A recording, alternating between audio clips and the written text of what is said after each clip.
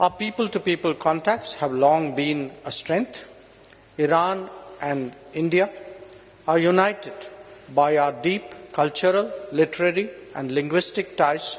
We discussed India's involvement in the development and operation of the Chabahar port, a joint project with a joint vision of connectivity. India and Iran are two old friends who have always viewed each other's growth and prosperity as contributing to their own. अभी आप भारत के विदेश मंत्री doctor S Jaishankar को सुन रहे थे। वो 15 जनवरी को ईरान की राजधानी तेहरान में प्रेस कॉन्फ्रेंस को संबोधित कर रहे थे ईरान के विदेश मंत्री हुसैन अमीर अब्दुल्लाहियान से मुलाकात के बाद। इस मीटिंग में इजराइल हमास जंग, रेड सी में हूती अटैक, फिलिस्तीन समेत कई अहम मुद्दों पर बात हुई। हालांकि जयशंकर ने 3 बिंदुओं पर सबसे ज्यादा जोर दिया। पहला, भारत और ईरान के रिश्ते सदियों पुराने हैं। दूसरा, भारत चाबहार पोर्ट के विकास के लिए प्रतिबद्ध है। और तीसरा, अफगानिस्तान में स्थिरता सबके लिए बेहद जरूरी है। जयशंकर का ईरान दौरा उस समय हो रहा है जब रेड सी में ईरान समर्थित हूती विद्रोही भारत और दूसरे देशों के जहाज़ों को निशाना बना रहे हैं और यमन में अमेरिका और ब्रिटेन ने सर्जिकल स्ट्राइक शुरू कर दी है और Iran revolutionary guards core Iraq में बमबारी कर रही है। कथित तौर पर इजरायली खुफिया एजेंसी मोसाद के ठिकानों पर एक हमला अमेरिकी कॉन्सुलेट के पास भी हुआ, जिसके चलते वेस्ट एशिया में जंग की आशंका कई गुना बढ़ गई है।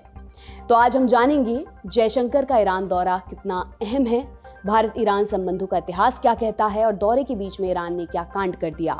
नमस्कार, मेरा नाम दिव्यांशी सुमराव है और आप देख रहे हैं दी लल्लन टॉप का इंटरनेशनल प्रसंगों से जुड़ा रोजाना का कार्यक्रम दुनियादारी, जहां आज बात भारत ईरान संबंधों की।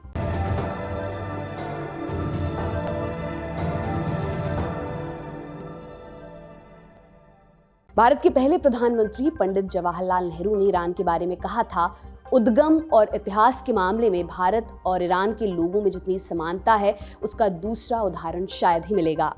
1947 से पहले भारत की पश्चिमी सीमा ईरान से लगती थी।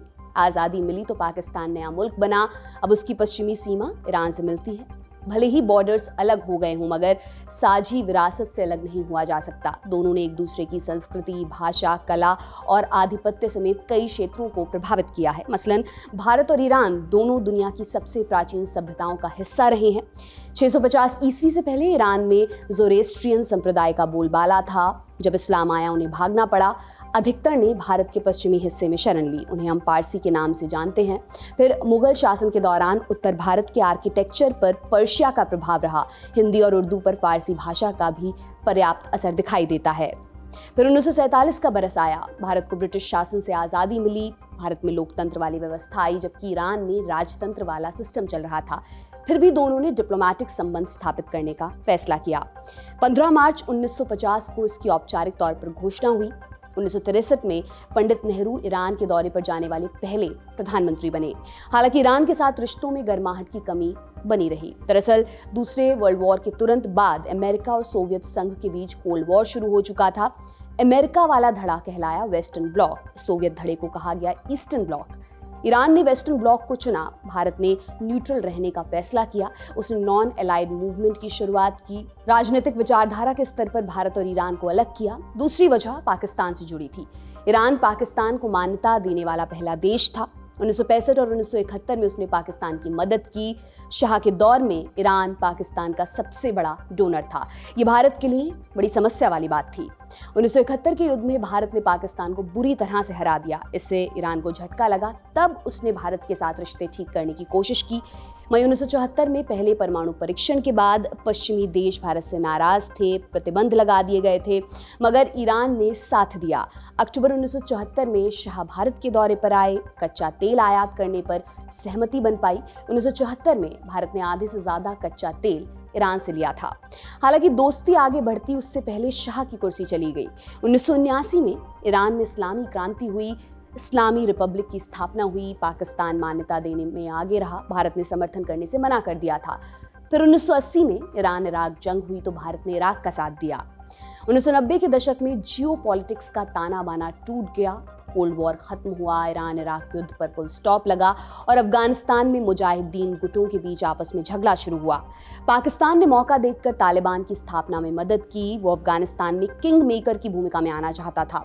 1996 में तालिबान ने काबुल पर कब्जा कर लिया। तालिबान सुन्नी इस्लामी गुट है, जबकि ईरान में शिया इस्लाम का वर्चस्व है। ईरान को तालिबान से खतरा महसूस हुआ। उसने अहमद शाह मसूद के नदर्न अलायंस को सपोर्ट करने का फैसला किया। मसूद को भारत भी सपोर्ट कर रहा था। फिर 1998 में अफगानिस्तान के मज़ार शरीफ में 11 ईरानी डिप्लोमेट्स की हत्या हो गई। इस पर ईरान गुस्सा हो गया। उसने अफगान बॉर्डर पर अपनी सेना उतार दी। बाद में किसी तरह ये मामला शांत हुआ। हालांकि पाकिस्तान और ईरान के रिश्तों में खटास आ चुकी थी। फिर सितंबर 2001 में अमेरिका पर आतंकी हमला हुआ। अफगानिस्तान में वॉर ऑन टेरर शुरू हुआ। पाकिस्तान भी इसमें शामिल हुआ। उसको खुद को तालिबान से अलग दिखाना पड़ा। इस घटनाक्रम ने भारत, ईरान और अमेरिका को एक कतार में लाकर खड़ा कर दिया। कुछ समय तक ईरान ने वॉर ऑन टेरर को सपोर्ट भी किया, मगर जल्दी ही अमेरिका के साथ उसकी पुरानी रंजिश भारी पड़ी। ईरान अलग हो गया। फिर 2005 में भारत और अमेरिका के बीच सिविल न्यूक्लियर डील पर सहमति बनी। उसी समय अमेरिका ने ईरान को यूरेनियम एनरिचमेंट प्रोग्राम बंद करने के लिए कहा। ईरान ने मना कर दिया। इसके चलते अमेरिका ने प्रतिबंध लगाए, भारत पर भी दबाव डाला। इसके चलते ईरान के साथ रिश्ते खराब हुए। 2008 में तत्कालीन विदेश मंत्री प्रणब मुखर्जी ने ईरान का दौरा किया था, संबंध ठीक बनाने की अपील की। 2010 में ईरान के supreme leader Ayatollah Ali Khamenei ने दुनिया भर के मुस्लिमों से कश्मीर में जिहाद की अपील की। इस पर भारत ने अपनी नाराजगी जताई थी। फिर आया 2016 का साल। प्रधानमंत्री नरेंद्र मोदी ईरान के दौरे पर गए। इस दौरे पर चाबहार पोर्ट को डेवलप करने को लेकर समझौता हुआ। दिसंबर 2018 में भारत ने पोर्ट का कंट्रोल अपने हाथों में ले लिया। चाबहार पाकिस्तान के ग्वादर पोर्ट से लगभग 100 किलोमीटर की दूरी पर है। ग्वादर को चीन ने लीज पर लिया है। वो इसके जरिए सेंट्रल एशिया के देशों को इंडियन ओशन से जोड़ना चाहता है। चाबहार को चीन को चैलेंज करने की कोशिश के तौर पर देखा गया, लेकिन इसमें लगातार मुश्किलें आती रहीं। मसलन जुलाई 2017 में प्रधानमंत्री मोदी ने इजराइल जाने का प्लान बनाया। वो इजराइल का दौरा करने वाले पहले भारतीय प्रधानमंत्री बने। और तो और उन्होंने फिलिस्तीन जाने से परहेज किया। ईरान इजराइल को अपना कट्टर दुश्मन मानता है। वो पीएम मोदी के ट्रिप से खासा नाराज हुआ था। सुप्रीम लीडर खामेनेई ने दौरे से ठीक पहले कश्मीर का मुद्दा उठाया था, जिसके चलते भारत और ईरान के बीच तल्खी बढ़ गई थी। फिर 2018 में अमेरिका ईरान के साथ हुई न्यूक्लियर डील से अलग हो गया। अमेरिका ने आर्थिक प्रतिबंध लगाए, सहयोगी देशों पर ईरान से बिजनेस खत्म करने का दबाव डाला। 2019 के बाद से भारत ने ईरान से कच्चा तेल नहीं खरीदा है, जबकि एक समय तक ईरान भारत को कच्चा तेल बेचने वाले टॉप के देशों में से था। हालांकि चाबहार को लेकर भारत को छूट मिल गई। फिर आता है अक्टूबर 2023। 7 अक्टूबर को हमास और दूसरे फिलिस्तीनी गुटों ने इजराइल पर हमला किया। 1100 से अधिक लोगों की हत्या की, 200 से ज्यादा को बंधक बनाया।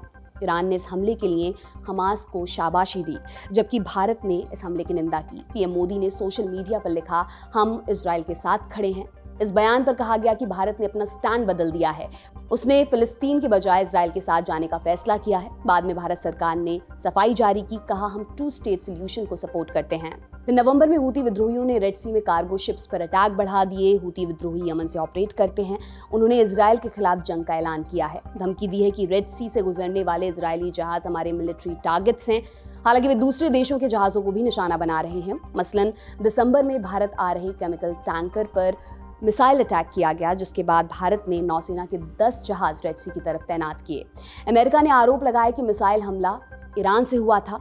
हालांकि भारत ने इस पर कुछ नहीं कहा है। जनवरी 2024 में अमेरिका और ब्रिटेन ने यमन में हूती विद्रोहियों पर बमबारी शुरू की। अमेरिका के विदेश मंत्री एंटनी ब्लिंकन ने हमले के तुरंत बाद डॉक्टर जयशंकर को फोन भी किया, मगर भारत ने यमन अटैक पर कोई बयान नहीं दिया है। जानकार कहते हैं ये ईरान को साधने की कोशिश के तहत किया जा रहा है। इस मसले को और विस्तार से समझने के लिए हमने वेस्ट एशिया मामलों के एक्सपर्ट कमर आगा से बात की। उनसे पूछा इस वक्त भारत और ईरान के संबंध किस स्थिति में हैं और ईरान से भारत के क्या-क्या हित जुड़े हुए हैं। हमारे संबंध में जैसा आपने कहा अप एंड डाउन जरूर रहा है, लेकिन ये कि कभी बहुत ज्यादा बिगड़े भी नहीं है। ये हालात हमेशा किसी न किसी स्टेज के ऊपर जाके बातचीत चलती रही, बातचीत जारी रही है। इंडिया को हमेशा कंसर्न भी रहा है ईरान का कि ईरान एक उनका मित्र देश है भारत का, उससे हमारे बड़े अच्छे संबंध हैं। हमारा थोड़ा बहुत ट्रेड भी उनके साथ चलता रहता है। और फिर उसके अलावा ये है कि एंटी टेरर कॉपरेशन में जिसका आप बता रहे थे, जिक्र कर रहे थे, तालिबान या और दूसरे आतंकवादी संगठनों को लेके भी बातचीत, NSA की होती रहती है, जिसमें ईरान भी पार्टिसिपेट करता है, रशिया भी है और सेंट्रल एशियन रिपब्लिक्स भी होते हैं। और दूसरी तरफ ये भी है कि बहुत सी चीजों पे हमारा मतभेद है। उनकी स्टाइल ऑफ फंक्शनिंग और जो है वो उससे भारत सहमत नजर नहीं आता, जिस तरीके से वो सपोर्ट कर रहे हैं। लेकिन ये है कि अब पहले एक प्रॉब्लम और भी थी कि इनके संबंध खाड़ी के देशों से खराब थे। अब लेकिन यूएई और सऊदी अरेबिया दोनों ने भी अपने संबंध ईरान से बना लिए हैं, और ईरान का अमेरिका से बिल्कुल बहुत ही खराब रिश्ते हैं, कोई रिश्ता ही नहीं है बल्कि जिसे कहना चाहिए इस समय। और बातचीत भी ठप हो गई है इंडो यूएस न्यूक्लियर डील को लेके। Bharat Indo nuclear US deal से नहीं परेशान है, उसको ये परेशानी है कि वो नहीं चाहता है कि इस पूरे क्षेत्र में और न्यूक्लियर वेपन बने। एस जयशंकर का दौरा ऐसे समय में हुआ है जब वेस्ट एशिया में भूचाल आया हुआ है। इस कॉन्फ्लिक्ट जोन में भारत की भूमिका क्या है? क्या वो इस चिंगारी को शांत करने की स्थिति में है? बहुत मुश्किल है, सिचुएशन बहुत आगे बढ़ चुकी है। ये विद्रोही ग्रुप जितने भी हैं, जिनको ईरान का मानना ये है कि ये रेसिस्टेंस ग्रुप है, ये आतंकवादी संगठन नहीं है, और ये पैलेस्टीन के समर्थन में ये इजराइल के शिपिंग के ऊपर अटैक कर रहे हैं, हुती रेबल। हिजबुल्लाह का ये है कि उनका पहले से वहां पे विवाद चल रहा है इजराइल को लेके, कि उनका मानना ये है कि शिबा फार्म का जो एरिया है उसके ऊपर अभी भी इजराइल का कब्जा बना हुआ है, वो उसको चाहते हैं वापस लेना। और इस समय वो इजराइल हमास के समर्थन में उन्हीं ने भी कई बार वहां पे फायरिंग की है, और बराबर वहां पे चलता है। देखिए, ये इन लोग की जो स्ट्रेटेजी है, ऐसा लगता है कि ये टैक्टिक्स कह लीजिए, ऐसा है कि इजराइल और अमेरिका को चारों तरफ से इंगेज कर लो। ये पूरे फुल फ्लेज लड़ाई भी नहीं लड़ रहे हैं इजराइल से, लेकिन ये है कि टाइम टू टाइम ये अटैक करते रहते हैं। एक तो हुती रेबल्स ने जो रेड सी का एरिया है, खासतौर से बाबुल मंडप से लेके जो स्ट्रेट ऑफ मंडप जिसे कहते हैं, वहां से लेके सुएज कैनाल तक, जिससे सबसे ज्यादा ट्रैफिक वहीं से पास होती है, उसको डिस्टर्ब कर दिया शिपिंग लाइन, जिसकी वजह से पूरा शिपमेंट में प्रॉब्लम हो रही है लोगों को, खासतौर से। और उसकी वजह से बहुत ज्यादा इंश्योरेंस कास्ट बढ़ गई है। फिर उसके अलावा ये है कि समय बहुत लग रहा है, घूम के पूरा केप ऑफ गुड होप यानी पूरा अफ्रीका से घूम के उनको यूरोप जाना पड़ता है, वरना ये बाबुल मंडप स्ट्रेट से सीधे सुएज कैनाल और सुएज कैनाल से उधर मेडिटेरेनियन सी में पहुंच जाते थे।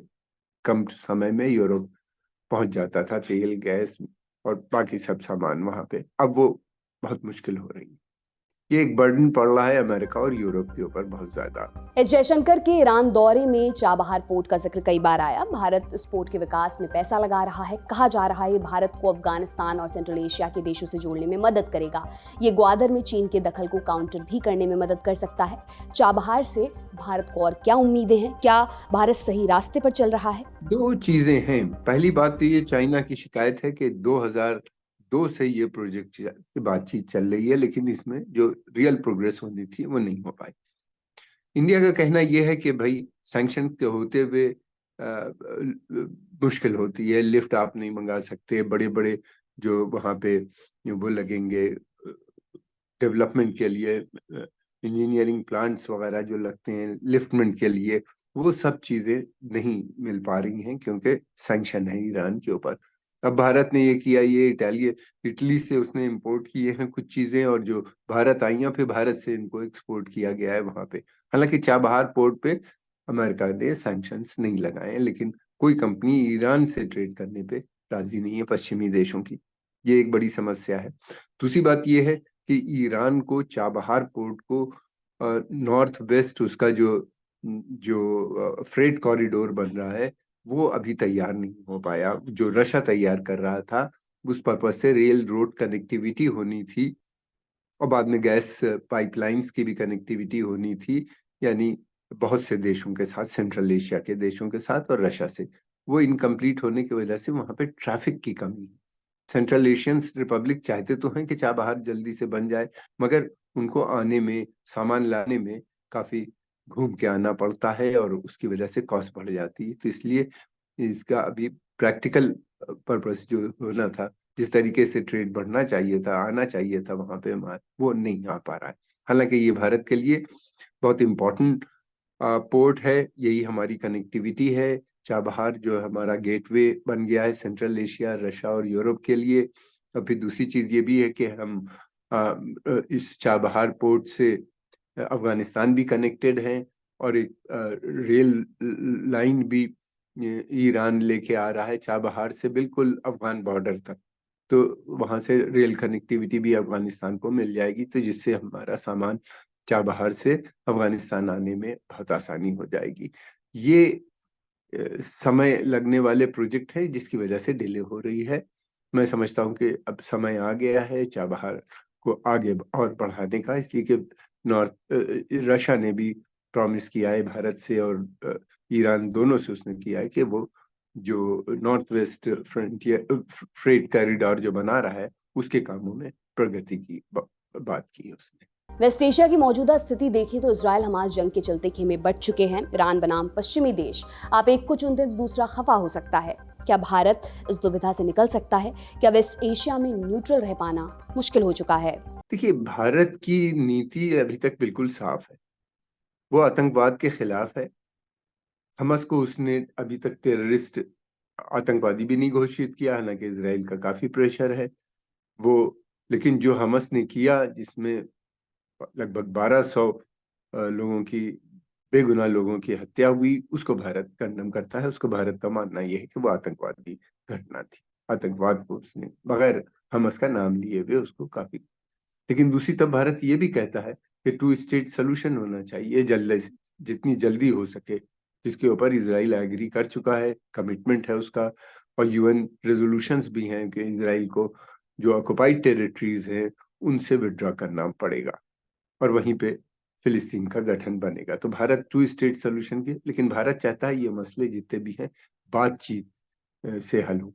भारत कभी भी नहीं चाहेगा कि ऑक्युपेशन के ऊपर जो ऑक्युपाइड किया है जमीनें उन्हीं ने, उसको वो कंडोन कर दे या उसको एनेक्सेशन को भारत एक्सेप्ट कर ले, क्योंकि भारत की स्वयं काफी बड़ी जो लैंड है वो पाकिस्तान और चाइना के कब्जे में है, जिसको भारत का अल्टीमेट गोल ये है कि वहां से विड्रॉ करना, वहां पे अल्टीमेटली उसके ऊपर दोबारा से भारत का को कब्जा करने का, यानी भारत से जोड़ने का प्लान है। दूसरी तरफ ये भी है कि लेकिन भारत ये नहीं चाहता कि जंग से हो, अभी तक वो बातचीत पे से कोशिश कर रहा है, और यही वो चाहता है कि इजराइल और पैलेस्टीनियन भी आपस में बातचीत करके मसलों को जल्दी से हल करें, ताकि 2 स्टेट सोल्यूशन हो जाए। भारत की सभी देशों से, पश्चिमी देशों से अच्छे संबंध हैं। ईरान हो, चाहे सऊदी अरेबिया हो, यूएई हो, या ओमान हो, पश्चिम इस क्षेत्र के देश जितने हों, जिनको हम पर्शियन गल्फ के क्षेत्र कहते हैं, जो कि तेल का जहाँ पे बड़े भंडार पाए जाते हैं, उनसे भी हमारे बड़े अच्छे संबंध हैं। तो दूसरी तरफ इजराइल से भी अच्छे संबंध हैं, और इजिप्ट से भी हमारे लगातार संबंध अब बढ़ते हुए नजर आते हैं। भारत ईरान संबंधों में अफगानिस्तान और पाकिस्तान का मुद्दा कितना प्रभाव डालता है? ये काफी प्रभाव डालता है, इसलिए कि दोनों को चिंताएं हैं। ईरान को भी अफगानिस्तान से काफी खतरा नजर आता है। ठीक है, अभी भी उन्हीं ने काफी कोशिश की स्कटल करने के लिए, एक डैम बनाने लगे जिससे ईरान में जो पानी जा रहा था रिवर का, उसको रोकने की कोशिश की कर रहे हैं। फिर उसके अलावा ये भी है कि आतंकवादी संगठन वहां पे बहुत से हैं जो ऑपरेट कर रहे हैं, न केवल ईरान बल्कि पूरे सेंट्रल एशिया के जो अलग अलग देशों के जो आतंकवादी संगठन पाकिस्तान में पहले चलते थे, उसमें से बहुत से अफगानिस्तान में भी उनके कैंप्स बने हुए हैं। तो ये एक चिंता का विषय उनके लिए भी है। तो दूसरी बात यह है कि अफगानिस्तान में बहुत के जो रिफ्यूजीज हैं वो बड़ी संख्या में ईरान में, कई मिलियन रिफ्यूजीज वहां पे आपको नजर आएंगे ईरान के अंदर, जो उनके ऊपर एक बहुत बड़ा बर्डन भी है। इसलिए कि उनके लिए नौकरी, उनके लिए खाना पीना इंतजाम करना, इस तरह की चीजें, वो एक एडिशनल बर्डन है। अगर वहाँ पे फ्रेंडली गवर्नमेंट आती है, एक प्रोग्रेसिव गवर्नमेंट आती है, तो ये अफगान वापस चले जाएंगे, लेकिन ऐसा नहीं हो रहा, बल्कि जब भी वहाँ स्थिति बिगड़ती है तो सबसे पहले अफगान रिफ्यूजी ईरान की तरफ आने की कोशिश करते हैं। अभी जिस वक्त जयशंकर ईरान में थे, उसी वक्त ईरान के रिवोल्यूशनरी गार्ड्स ने कथित तौर पर इजरायली खुफिया एजेंसी के ठिकानों को निशाना बनाया, अमेरिका के कॉन्सुलेट के पास भी अटैक किया। दूसरी तरफ हूती विद्रोहियों ने एक अमेरिकी जहाज पर हमला किया। वेस्ट एशिया का इलाका किस तरफ बढ़ रहा है? इस तनाव का आम लोगों की जिंदगी पर क्या असर पड़ सकता है? आम लोग तो वहाँ पे हमस के इस हमले से अरब नेशनलिज्म बहुत बढ़ गई है। अरब नेशनलिज्म के बढ़ने से एक चीज का फायदा भारत को भी होगा और सब देशों को होगा, यानी इस्लामिक फोर्सेस का डिक्लाइन, जो पहले से शुरू हो गया था। सऊदी अरेबिया ने उससे पहले ही जो उनके यहाँ कट्टरपंथी धार्मिक ऑर्गेनाइजेशंस थी उन पे काफी लगाम लगा दी थी। और अब इस इशू के बाद तो बहुत तेजी से अरब नेशनलिज्म बढ़ रही है। नेशनलिज्म का बढ़ने का मतलब ये है कि ये सेकुलरिज्म को प्रमोट करता है, ये दूसरे देशों से भी अच्छे रिश्ते बनाना चाहता है, तो ये एक अच्छी बात है। लेकिन दूसरी तरफ ये भी है कि हमास के ऊपर जब कोई ये हूती रिबेल या हिजबुल्लाह या कोई इजराइल को टारगेट बनाते हैं तो उससे आम जनता काफी खुश होती है। खतरा सिर्फ इतना है केवल कि कहीं कोई एक ऐसी स्थिति ना आ जाए कि ये जंग पूरे एरिया में फैल जाए, उससे सबका नुकसान है। तो सऊदी अरेबिया हो, ईरान हो और दूसरे देश हैं, उनकी सभी की ये कोशिश है कि ये लिमिटेड रहे, आगे ना बढ़ने पाए इससे। लेकिन जंग का तो ये होता है कि आपके कंट्रोल में नहीं रहती है एक स्टेज के बाद, इसीलिए लगातार हूती भी नहीं अटैक करते। हूती भी रुक रुक के अटैक कर रहे हैं। उन्हीं ने टारगेट किया है कि सी लेन्स को शिपिंग को डिस्टर्ब कर दो ताकि अमेरिका के ऊपर और इजराइल की इकोनॉमी पे हो। उन्हीं ने कहा कि हम केवल इजरायली शिप्स को करेंगे, लेकिन वो शिप्स जो इजराइल सामान लेके जा रहे हैं या वहां से लेके आ रहे हैं या ऑयल जाएगा, लेकिन ये शिप्स तो दूसरी दूसरी कंट्रीज के हैं, कुछ इजराइल के भी होंगे। फिर उसके अलावा ये भी है कि हिजबुल्ला भी लगातार कर रहा है। हम उस पर डर लगता है कि कहीं फुल फ्लेज्ड अटैक आपस में ये लोगों के ना हो जाए, तो ये एक खतरा बना हुआ है। मैं समझता हूँ कि डॉक्टर जयशंकर वहाँ गए हैं, इन मसलों पे काफी विस्तार से बात करेंगे और फिर भारत की कोशिश होगी कि यही कोशिश होगी कि बातचीत से मसले आगे बढ़ें। भारत एक बड़ी वॉइस है। भारत हो सकता है कि अमेरिका को भी एडवाइस करे कि आप भी रिस्ट्रेन कीजिए ताकि ये स्थिति आगे ना बढ़ने पाए। कुछ उनके भी अगर ट्रूप्स विड्रॉ होते हैं तो एक बातचीत का दौर आगे चल के हो सकता है। मगर एक चीज है, अमेरिका भी ये कहता है कि 2 स्टेट सोल्यूशन की बात करता है, मगर अमेरिका ने अभी भी बात की है, लेकिन वो इसराइल पे दबाव नहीं डाल रहा जिस तरह का उसको दबाव डालना चाहिए। इसलिए कि हम सब जानते हैं कि इसराइल पूरी तरीके से अमेरिका पे इकोनॉमिकली, मिलिट्रीली, डिप्लोमेटिकली हर तरह से डिपेंडेंट है। दुनिया बहुत तेजी से बदल रही है, मल्टीपोलर वर्ल्ड इमर्ज हो रहा है। मैं समझता हूँ कि अमेरिका को ये बात समझ लेनी चाहिए, नहीं तो काफी, अगर ऐसा नहीं, जंग के माध्यम से मसलों का हल नहीं हो सकता। मोदी जी का एक बहुत इंपॉर्टेंट स्टेटमेंट है कि युद्ध का काल समाप्त हो गया। मैं समझता हूँ कि ये बहुत पावरफुल स्टेटमेंट है, इसको सारी दुनिया सराह रही है। तो मैं समझता हूँ अमेरिका को भी समझना चाहिए कि मिलिटराइज फॉरेन पॉलिसी से मसले हल नहीं होंगे। ना अफगानिस्तान में हल हो पाए मसले, ना इराक में हो पाए, ना सीरिया में हो पाए, ना लीबिया में हो पाए, ना सूडान में भी जिस तरीके से आपस में ये लोग लड़ रहे हैं उससे भी कोई मसला हल नहीं हो रहा है। और ये सभी बड़े इंपॉर्टेंट देश हैं अरब वर्ल्ड के, अरब इस्लामिक देशों के, वो सब इंस्टेबिलिटी की तरफ चले गए। आज की दुनियादारी में बस इतना ही। कल फिर आपसे मुलाकात होगी इसी उम्मीद के साथ मैं विदा लेती हूँ। शुक्रिया, शुभ रात्रि।